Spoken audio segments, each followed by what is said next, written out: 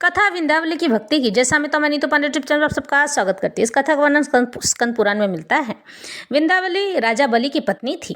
कहते हैं ना, ईश्वर जब किसी को उद्धार करने पे आ जाए, उसका भला करने पर आ जाए, तो हर वो कार्य कर जाते हैं जिससे कि हम रोने लग जाएं या फिर हम उन्हें जोर जोर से पुकारने लग जाएं। क्योंकि ईश्वर हमारा भला चाहते हैं, तभी हमारे लिए कठोर दंड अपनाते हैं।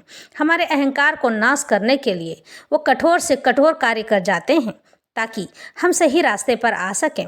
चाहे उनके परम भक्त देवर्षि नारद ही क्यों ना हों, राजा बलि ही क्यों ना हों, या कोई अन्य भक्त ही क्यों ना हों, जब तक वो हमारे लिए कुछ अच्छा नहीं कर लेते हैं, हमें अपने चरणों तक नहीं ला लेते हैं, तब तक वो शांत नहीं बैठते हैं। भगवान विष्णु अपने भक्तों का बहुत ख्याल रखते हैं और उनके लिए कुछ भी कर जाते हैं। ये बात और है कि बाद में चाहे उन्हें लोग गालियां देते रहें, हमारे साथ ऐसा किया, हमारे साथ वैसा किया, लेकिन ये बात भी सच है कि जब ईश्वर हमें दुख देते हैं तो उसमें हमारा भला ही निहित होता है। क्योंकि आप जो सोचते हैं वैसा हो जाए ये कोई ज़रूरी नहीं है।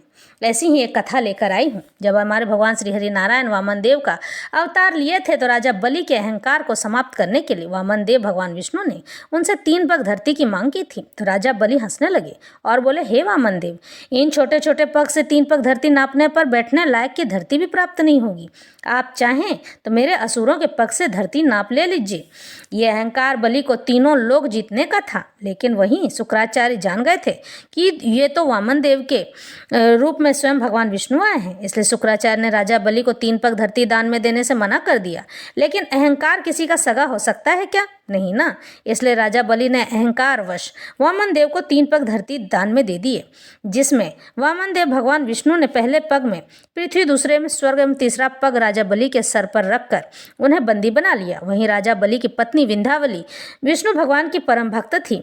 अपने पति को बंदी बना देखकर वह बिल्कुल भी नहीं घबराई और बोली, तीनों लोक के स्वामी जिनका तीनों लोक है, उन्हीं की चीज़ उन्हीं को दान में देने चले थे। अच्छा वह भगवान जो मेरे स्वामी के अहंकार का आपने विनाश कर दिया। और भगवान विष्णु को कोटि कोटि धन्यवाद देने लगी। तो भगवान ने कहा कि हे विंध्यावली, पति कैसा भी हो, अगर पत्नी पतिव्रता एवं ईश्वर पर विश्वास करने वाली हो तो वह अपने पति का भी उद्धार कर देती है।